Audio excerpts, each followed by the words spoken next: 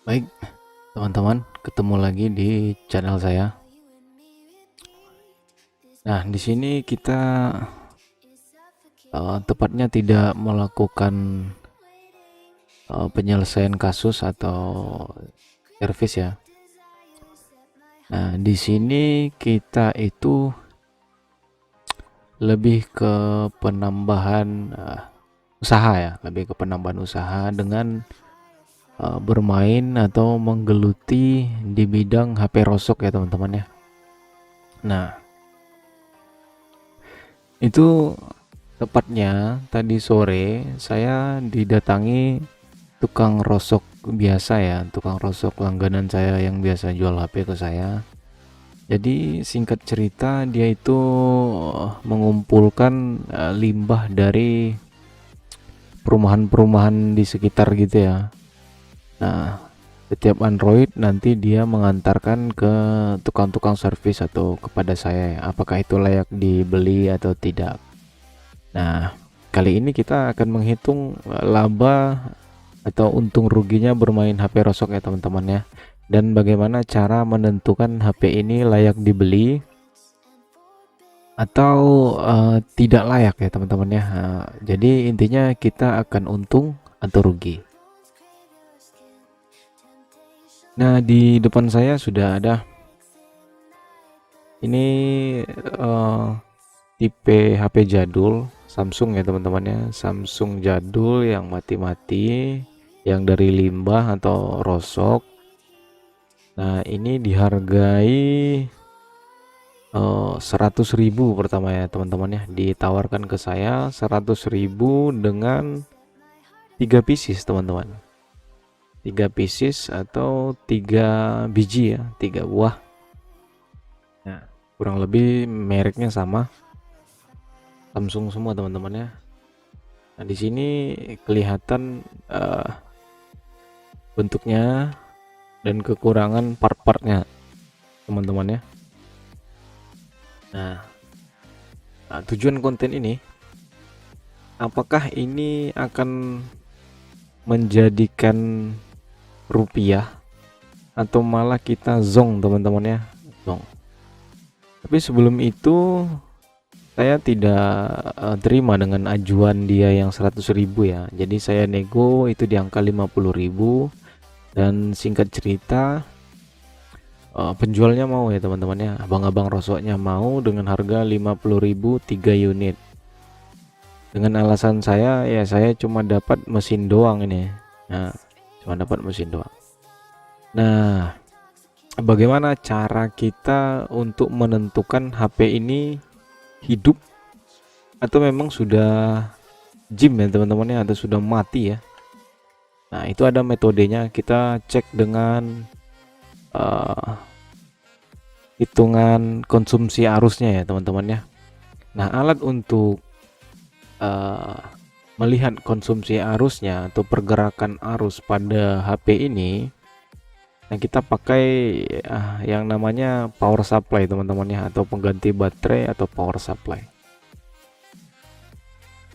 Oke, baik teman-teman. Nah, di depan saya ini ada beberapa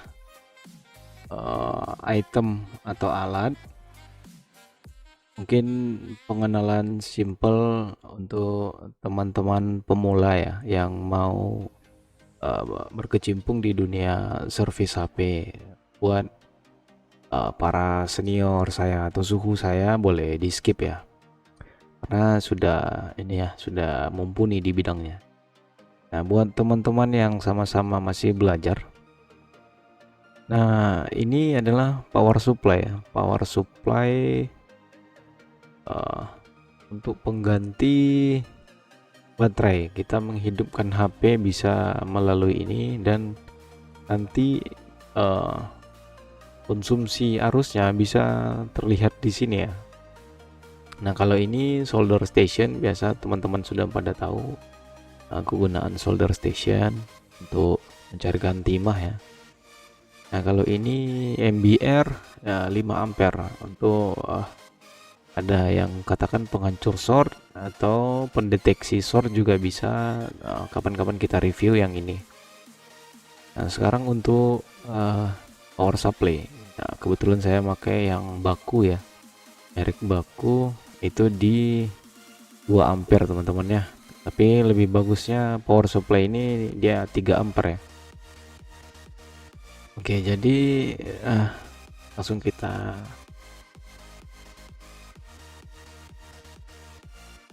kita on saja ya. Nah, ini bagian sini ini untuk kita memasukkan input voltase teman-teman ya, input voltase. Contoh kita putar begini, nah itu 3,2 volt sampai sampai mentok ya. Mentoknya ini ya 9 volt lah ya kalau ininya di kalibrasi lagi. Nah, jadi kalau untuk HP Android atau ponsel berapa sih rata-rata atau voltase amannya? Kalau untuk Android ya kita tidak bahas step atau sejenisnya ya. Nah, kalau untuk Android itu dia di 3,7 sampai 4,2 volt ya teman-teman ya. Nah, itu di mana kita temukan? Itu kita temukan di baterai ya. Contoh baterai itu ada rata-rata di 4 volt atau ya rata-rata di 4 volt ya. Jadi kita langsung setting di 4 volt aja teman-teman ya, 3,7 atau 4,2 volt ya teman-teman ya. Nah, bagaimana metodenya kita ngecek HP ini hidup atau mati? Dengan memakai metode power supply dan melihat pergerakan konsumsi arus di sini teman-teman ya, ataukah terjadi short. Nah, kalau terjadi short, apa yang power supply infokan kepada kita bahwasanya HP ini short. Oke teman-teman, kita coba langsung ya.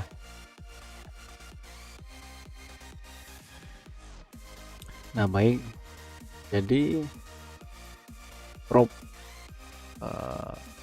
negatif atau plus kita colok di sini dan negatif di sini ya. Ini positif, ini negatif. Nah, bagaimana caranya mengganti posisi baterai ya? Kita perlu tahu juga teman-teman ya, di HP itu ada 4 konektor atau pin konektor baterai ya, yang 4 ini, 2, 3, 4.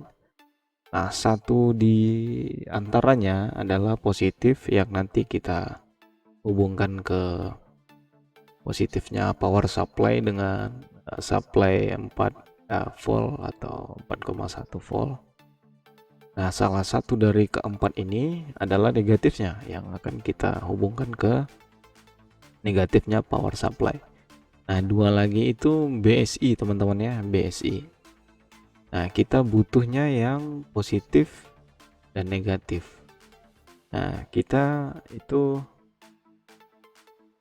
mencarinya,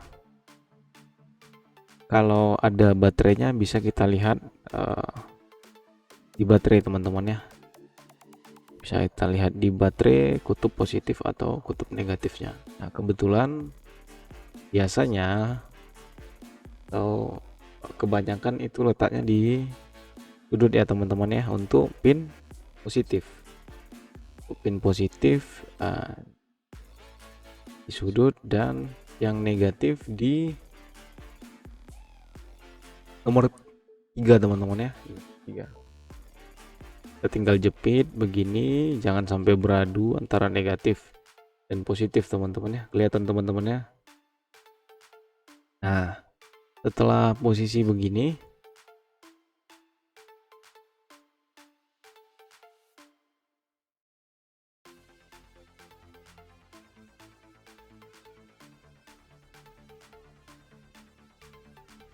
nah maaf teman-teman tadi beradu ya, terjadi short.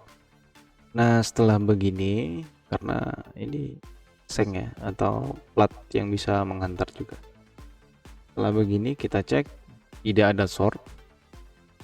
Ini menandakan short teman-teman ya. Kalau kita positif, kita tempelin ke seng HP, kita lihat perubahannya di sini teman-teman ya. Atau kita adu yang ini seperti ini. Nah, dia short teman-teman ya. Dia bakal short, semuanya di reset ke 0 dan lampu peringatan terjadinya short itu on ya teman-teman ya. Maka kita akan matikan. Kita reset, balikan ke posisi semula, kita tempatkan di nomor pin ketiga teman-teman ya, di pin ketiga. Nah, untuk ngecek konsumsi arus dengan voltase 4 volt, maka kita tekan on teman-teman ya. Kita tekan on bagian sini, apakah konsumsi arusnya normal atau sama sekali nol, dia mati. Kalau dia nol berarti ada yang salah di mesin teman-teman ya. Oke, kita coba dengan tekan on. Oh, ada tanda-tanda kehidupan teman-teman ya. Ada tanda-tanda kehidupan. Nah, berarti HP ini sudah berbau-bau untung teman-teman ya. Sudah berbau-bau untung. Oke, ada tanda-tanda kehidupan sudah sampai di logo teman-teman ya. Sampai di logo. Oh, masuk pada menu teman-teman ya. Cuman harus di setup dulu ini. Selamat datang. Nah, teman-teman bisa lihat konsumsi arus tetap berjalan ya. Berarti arusnya tetap hidup ya teman-teman ya, dalam posisi HP menyala. Berarti kita sudah untung satu HP ya dari 3 tadi yang kita beli dengan harga 50.000. Oke, kita matikan. Berarti dari satu HP kita sudah untung satu teman-teman ya. HP-nya hidup. Sekarang PR kita untuk menjadikan dia layak untuk dijual atau layak untuk dipakai teman-teman ya. Dan metode ini juga berlaku kepada seluruh HP Rosok ya teman-teman ya. Mau dia RAM 2, 3, 4, 8, 6 semua teman-teman ya. Kita harus lihat untung ruginya di situ. Jadi yang ini masuk kategori aman teman-teman ya. Masuk kategori aman, kita bisa cuan. Nah, kita lanjut ke HP kedua. HP kedua. Ya, kita on lagi. Kita samakan voltasenya di 4 volt teman-teman ya. Di 4 volt positif sudut kanan. Negatif di pin ketiga teman-teman ya, atau konektor ketiga teman-teman ya. Nah, kebetulan di sini tidak ada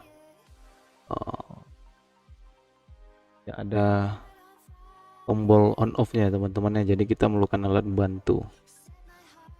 Oke, saya coba on. Teman-teman lihat konsumsi arusnya.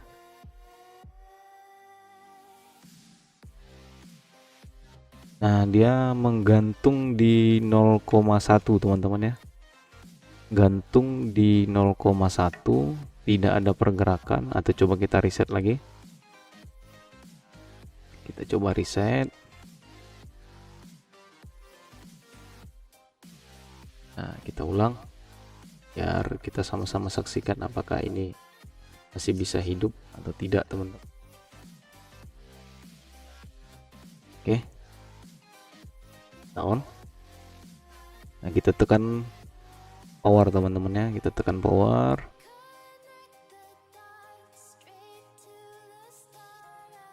Masih menggantung. Mas saya kelepasan sedikit tadi, kita reset lagi. Kita tekan power.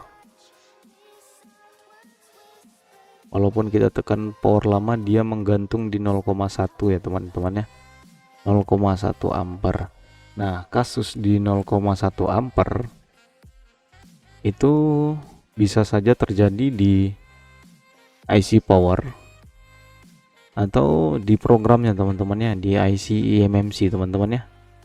Berarti HP ini kita kategorikan zong ya teman-teman ya, kita kategorikan zong. Kita lanjut ke HP yang kedua, yang ketiga, sorry, yang ketiga. Berarti zong 1 cuan 1 teman-teman ya. Oke, masih sama metodenya, positif paling sudut, positif di paling sudut, atau negatif di pin ketiga. Kalau terjadi short seperti ini, kita reset teman-teman ya. Oke, sudah 4 volt. Terus kita tekan on teman-teman ya. Kita coba on.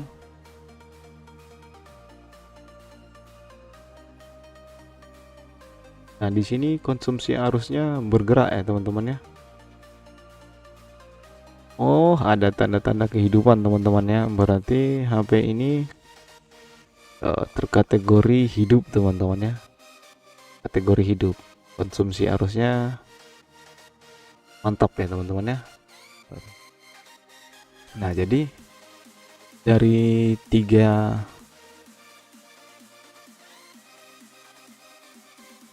baik teman-teman, dari 3 HP yang telah kita uji hidup matinya. Nah, kita mendapat yang oke atau yang hidup itu 2 teman-teman ya, 2. Nah, yang zong cuma 1. Jadi worth it kah menurut teman-teman di harga 50.000 mendapatkan 2 mesin oke atau hidup ya teman-teman ya. Nah, sebelum itu kita juga harus tahu ketika HP ini hidup, apa masalah selanjutnya. Sebelum kita menuju ke harga di lokal ya teman-teman ya, di harga tempat teman-teman masing-masing ya. Nah, kita harus tahu juga adakah yang sinyalnya hilang, suaranya hilang, atau kameranya buram, atau lain-lain masalahnya. Nah, di situ kita harus cek dengan perangkat penuh ya teman-teman, dan juga dengan menghitung kalkulasi harga LCD, baterai, dan backdoor ya teman-teman. Nah, ketika semuanya modal kita satukan, nah baru kita komparasi atau kita bandingkan dengan harga jualnya ya teman-teman. Harga jual di kota teman-teman itu berapa? Contoh, dengan kita modal 2 HP tadi 50.000 dan modal perbaikannya ini semua bisa mencapai 300.000 atau 350.000. Nah, berapa harga jual 2 HP ini di lokal ya teman-teman? Kita bisa cek rata-ratanya itu bisa di marketplace atau di forum-forum ya teman-teman ya. Contoh, HP dengan ini kurang lebih itu bisa laku 350 sampai 400.000. Nah, sedangkan modal kita untuk melengkapi 2 HP ini tadi dari modal pembelian sampai pelengkapan spare partnya itu bisa sampai 400. Nah, HP ini kurang lebih bisa terjual ketika normal itu di angka 700 sampai 800.000 teman-teman ya. Nah, itu diperkirakan keuntungan kita itu bisa 250 sampai 300.000. Nah, kurang lebih begitu teman-teman bermain HP rosok.